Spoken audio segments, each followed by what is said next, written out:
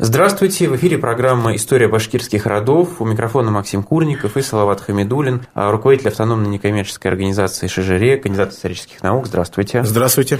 Мы продолжаем говорить о башкирских родах, и сегодня у нас какой род? Унлар. Наш первый вопрос – короткая географическая и историческая справка о том, что мы знаем, как появился и где появился этот род. Род Унлар, он уникальный вообще, единственный, в общем-то, в своем роде таковой. Он проживает, в общем-то, представитель этого рода проживает на территории в основном Караидельского района Башкортостана, это, в общем-то, север нашей республики, частично в Бураевском, частично там две или одна деревня еще в Балтачском районе. В общем-то, локально такой род, но он интересен тем, что, допустим, если мы возьмем книги наши по этнографии, нашего корифея этнографической науки Раиля Гумеровича Кузеева, в общем-то, он утверждает, что род Унлар, по крайней мере, их этноним идет от гуннов. На самом деле, в общем-то, если мы возьмем, допустим, Приска Панийского, это современник Аттилы, который лично видел Аттилу в Европе, этого знаменитого вождя гуннов. И Приск Панийский утверждает, что самоназванием гуннов было именно Ун. Он так и называет, их уннами называет. И здесь Унлар, это множественное число, условно говоря, Поскольку я сам историк, я, в общем-то, решил это дело перепроверить. Одно дело утверждает историк, другое дело, сделать собственное исследование. И здесь, в нашей книге, как раз статья у нас, исторические гунны и их потомки, где все это подробно рассматривается, где, в общем-то, я показываю и прихожу к мнению, что, собственно, Раиль Гумерович не ошибался. Хотя он, в общем-то, глубоко не анализировал, он все-таки больше этнограф, я в меньшей степени историк. Но здесь я, проанализировав исторические источники, пришел, в общем-то, к аналогичному мнению, что как раз они и есть потомки, вернее... Они себя таковыми считали. Наверное, так важно сформулировать. Почему? Потому что самоназвание народа не всегда соответствует, условно говоря, генетическому происхождению, да? А самоназвание – это то, чьим культурным наследием они располагали, как они сами себя воспринимали.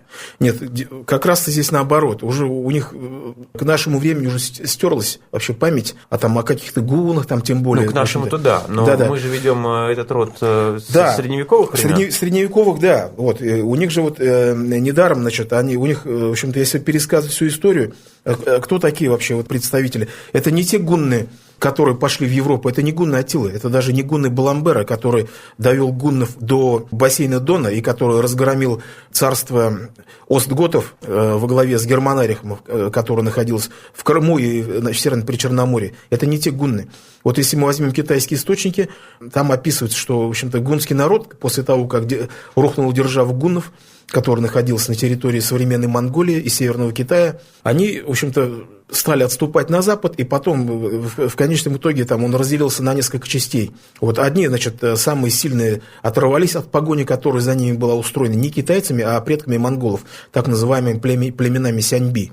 Таншихуай организовал погоню, и, в общем-то, они оторвались от погони, основная часть ушла сначала в степи Южного Урала, где они смешались с сарматскими племенами по преимуществу, и частично с угорскими, где они, 200 лет набирали силы, и потом совершили свой знаменитый марш в Европу, разгромив последовательно сначала Аланский союз они разгромили, потом, государство Остготов в Крыму, и потом уже ворвались в Европу и стали, в общем-то, там самый известный их вождь, этот Аттила.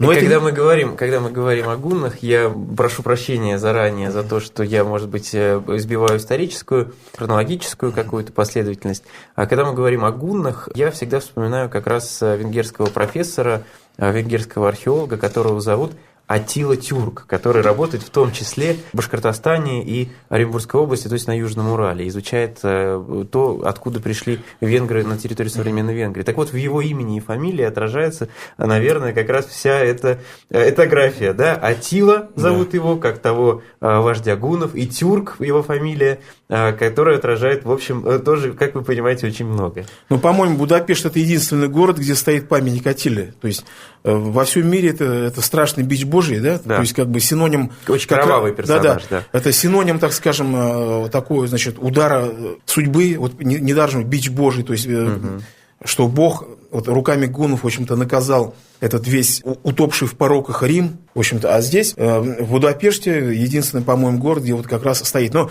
по преданию, это, конечно, неправильно, там, значит, но по преданию, опять по венгерскому, якобы, значит, они, венгерские короли, Арпады, династия Арпадов, якобы ведет свое, значит, происхождение от гуннов. Ну, конечно, это выдумка. Но важно, что они так осознавали себя. Да, это все средневековье, они так себя осознавали. Да. Вот. И что касается вот рода Унлар, они как раз вот потомки не тех гуннов, которые ушли в Европу, не европейских гуннов, а так называемых среднеазиатских гуннов. Это вот как раз часть гуннов, которая не смогла пойти, а так называемые малосильные гунны. Которые как раз ассимилировались здесь с сарматскими племенами и остались здесь. Совершенно верно, совершенно верно. Вот, малосильный гун, не то, что они, у них мало сил было, а потому что малосильные, то есть, значит, безлошадные, которые не смогли уйти, в общем-то, просто не смогли вот огромно, так сказать, свой табор, видимо, обремененные там женщинами, детьми. Там, и... Может быть, экономически, они были там слабее, в общем, поэтому... Да, не смогли оторваться, и они осели в Семиречье, и там вот у них возникло государство. В китайских источниках ее называют Юебань, в общем-то, как-то такое не очень благозвучное название, но современные ученые ее, значит, восстанавливают как государство Чубан. Чу, значит, в районе реки Чу, там, так сказать, 6 этих чуйских так называемых племен их называют в истории как раз вот этих гунских, это как раз, вот, по-моему, территория уже Казахстана, да? Там теперь, да. Да, вот. И вот они там находились, ну, потом в силу каких-то вот обстоятельств, там, в общем-то, пошла какая-то междоусобная война, и они решили вернуться на родину. Откуда, значит, несколько столетий назад они ушли. И взяли, собрались и ушли, и пошли в Китай. То есть в Китае, значит, это как раз вот долина, так сказать, Ордос, так называемая, это область Ордос, как раз вот где считается родина гуннов. Это сейчас уже как бы территория внутренней Монголии Китая, насколько я понимаю. Вот, это к северу от Хуанхэ, такая, значит, степь. И решили туда вернуться. На свою родину. Вот они вернулись, поступили на службу китайскому императору, из них был создан пограничный корпус, их уже, монголы их называли онгутами, онгуты. Он, это опять читается название ун, так ведь ун, гут или ут, это опять же суффикс множественного числа монгольского языка. Вот. И онгутами они так и назывались. В общем, онгут это все равно, что унвар, да? Это сначала, да, но они сначала носили вот именно вот, в тот период это название. Потом, когда началось возвышение Чингисхана, предводитель унгутов Алакуш Тигин, Алакуш это пестрая птица переводит, Тигин это князь, вот, он вступил в родство с Чингисханом, в общем-то, его сын женился на одной из, по-моему, дочери Чингисхана, вот, стал Гургеном, зятем, вот, и потом за что он, почему такое была честь ему оказана, он, значит, ангуты охраняли вот эти проходы в Великой Китайской стене, значит, у них было как пограничники, они там несли службу, и они Чингисхану открыли, в общем-то, ворота, монгольские войска зашли и разгромили империю Цзинь. Вот. И потом они участвовали в монгольских походах, и основная часть унгутов ушла вместе с монголами опять на запад, понимаете? То есть, смотрите, какие эти миграции туда-сюда. Мы уже говорили в одной из программ, и, наверное, не лишнее будет это повторить, что, в принципе, Южный Урал – это такой перекресток всех этих дорог, особенно степная часть Южного Урала. Здесь, в общем, действительно проходили огромные народы целые туда-обратно, и здесь сталкивались иногда. И вот эта часть унгутов оказывается в Башкирии. И вот что самое... В результате похода Чингисхана, да. То есть какая-то часть уже их вынесла сюда, уже в Восточную Европу опять, и какая-то часть входит в состав башкирского народа. Вот эта часть унгутов. Кстати, они... Скорее всего, да, мы можем предполагать, что так как они были военизированным каким-то частью... В обществе, это была дружина, да. Которая по каким-то причинам откололась от войска Чингисхана, которая при этом имела достаточные силы, чтобы здесь установить какую-то власть над местным населением. И вот они дали, судя по всему, название как раз той части вот местного населения, которую они сумели контролировать. Да, в волостной структуре, которая, значит, возникла. Ну, сначала ведь что самое интересное, они до 17 века продолжали называть унгутами. Вот я русский этот источник нашел, значит, периода башкирского восстания 1662-64 годов. Там и так и пишется. Вот, значит, там Бугай-царевич это чингизит один, значит, который, Кучумович, которые всегда провозглашались ханами башкир. И вот он, значит, пишет, что вот стоит дед-царевич Бугай-Салтан у озера Ириташа. Ириташ – это сейчас озеро Иртяш в Челябинской области. За Исетью в степи, а с ним, где стоят изменники башкирцы, цингранцы, бушкурты, унгуты, терсяки, айлы. То есть они еще в 17 веке унгутами назывались. Унгутами. По крайней мере, это нам так доносит один из источников. То есть вот этот как бы документ, он становится ключевой вот в этой связке, значит, в этом уравнении, что унлары – это и есть унгуты. Потом, видимо, со временем они решили, ну а почему вот мы, так сказать, вот такое монгольское название носим, то есть монгольский суффикс, они просто перевели его на тюркский язык и стали не унгутами. Ну, может быть, да, со временем это и стали унларцами. И вот сейчас мы уже на период 18 века имели вот как раз унларскую волость. А давайте немножко исторической географии. Да? Это север Башкортостана. Это север Башкортостана. То есть это не чистые степи, по которым привыкли когда-то те еще унгуты ходить. Да. Как вы думаете, во-первых, чем занималось местное население до того, когда пришли унгуты, да? И чем, соответственно, унгуты современный, вот этот род унлар, экономически занимался вот уже на протяжении средних веков и уже в новом времени? Ну, знаете, как сказать, то, что какое-то местное население до унгутов было, мы ничего не можем сказать, мы просто не знаем. В общем-то, там, естественно, какие-то археологические памятники там находятся, там времен, наверное, там какой-нибудь бахмутинского культуры, ну, очень древние, там и непонятные, в общем, что. Ну, понятно, это что тоже скотоводство? Нет, у самих унгутов нет, да. Нет. Если вот эту бахмутинскую культуру взять, нет, это оседлые люди. Это оседлые, это даже не финно-угры, это, скорее всего, финно-пермское население, значит, бахмутинская культура, это, значит, что-то ближе к пермякам и удмуртам. Вот. Именно потому что мы понимаем, да, что есть. Это просто такое общее название финно-угры, очень общее. Да, потому что есть финны конкретные, причем финны еще сами разделяются там. Есть поволжские финны, есть, значит, пермские финны и так далее. Вот это какое-то финское население, скорее всего, жило. Потом, значит, пришли тюрки. Вот. Потом в какой-то момент истории, значит, там обосновались вот как раз унларцы или унгуты. Я вот как раз пытаюсь понять, что унгутов там заинтересовало. Там какие-то пастбища я не знаю. Или наоборот, их привлекло вот этот образ жизни, и они его переняли потом. Понимаете, тут вот я думаю, что вот как раз магнитом это было вот как раз вот башкирской политии, так называемой, да. Вот, это вот и в прошлой передаче, в одной из передач мы говорили, что вот была сначала иерархическая власть, вертикальная власть, потом она почему-то демонтируется, и возникает вот эта система горизонтально интегрированных башкирских родов, где каждый род, в общем-то, имеет свою волостную территорию. В общем, вот такая демократия, понимаете, да? Вот, где каждый род, даже там маленький какой-то род, там, пускай он там даже из низких... Федеративное устройство. Да, абсолютно верно. Вот.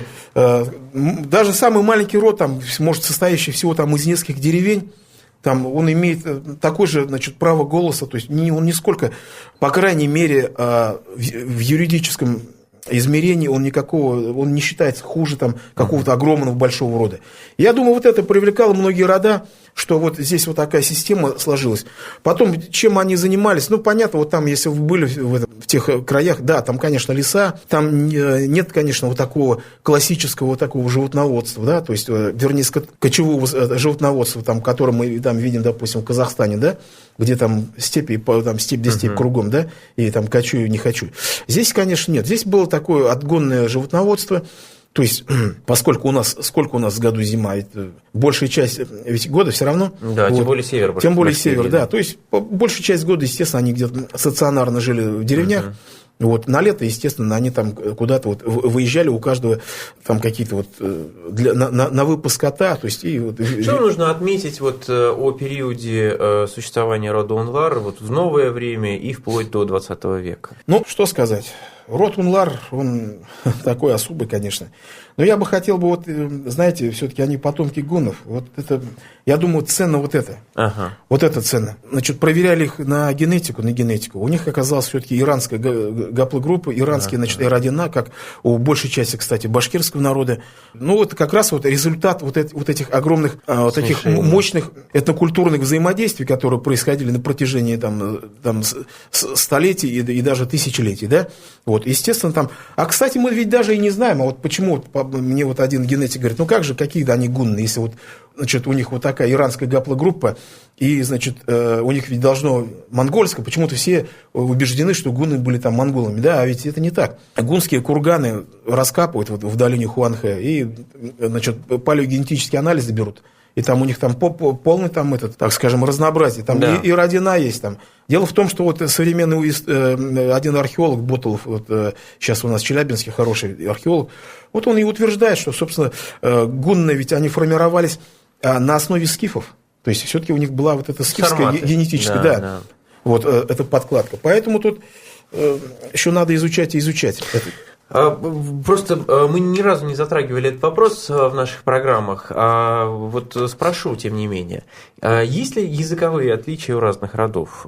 Есть ли какие-то языковые особенности в языке у представителей разных родов? Ну, естественно, есть. Вот наши языковеды же утверждают, что, по крайней мере, в башкирском языке он, по крайней мере, состоит из 3 диалектов. Северо-западный диалект, потом, значит, средний диалект, демский диалект и юго-восточный. Унвар относится к северо-западному, к первому? Он относится, вот понимаете, там как? Я предполагаю, что они вот в XVIII веке говорили, как и юго-восточные башкиры.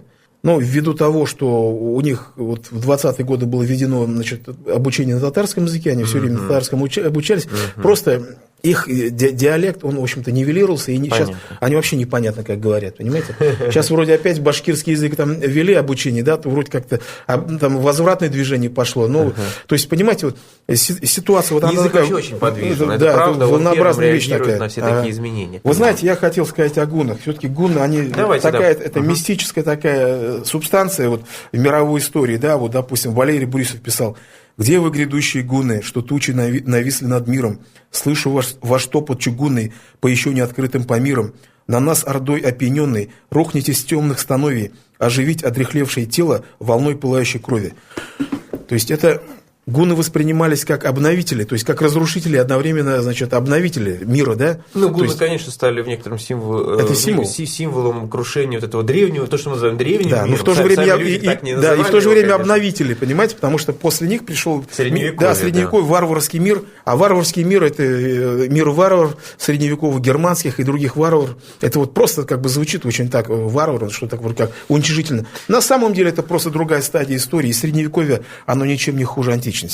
Подробнее о роде Унвар можно прочитать в книге, в серии «История башкирских родов». А, кстати, где можно эти книги найти? Я думаю, найти у нас в организации «Оно Шижере». Есть сайт, да? Да, есть сайт. Как он называется? Сайт называется башкирика.ру. Башкирика.ру. Последняя буква «Си». Очень хорошо сделанный сайт, рекомендую. А я напомню, что у микрофона были Максим Курников и Салават Хамидуллин, руководитель автономной некоммерческой организации «Шижере», кандидат исторических наук. До свидания. До свидания.